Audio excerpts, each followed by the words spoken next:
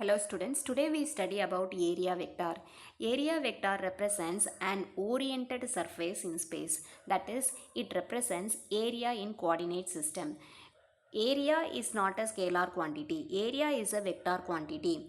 We know vector quantity as magnitude as well as direction. So the area vector also has a magnitude and direction. Its direction is always perpendicular to the surface. Now consider the surface in a coordinate system. What is the area of the surface? The area of the surface is the vector product of AB vector and BC vector. That is AB vector cross BC vector. We know AB vector is A, BC vector is A.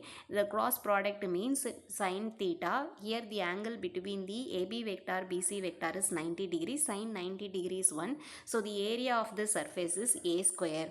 And the direction of this area vector is perpendicular to the surface, that is along the positive z axis or negative z axis. We say positive k cap or negative k cap.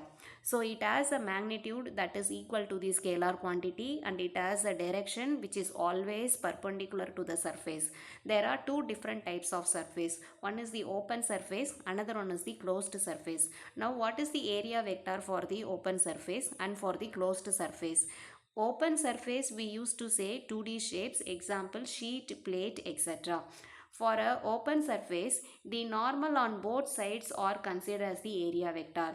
That is, you consider the square and this circle. What is the area vector for the square and circle? The normal on both sides. We can draw normal upwards and downwards for the square. That is along positive y-axis.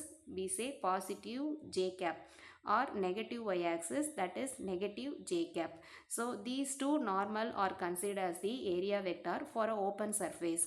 For a closed surface we used to say 3D shapes, example sphere, cube, etc. For a closed surface the area vector is only outward normal. The normal which is inside the closed surface is not considered as the area vector. For a closed surface, only outward normal is considered as the area vector.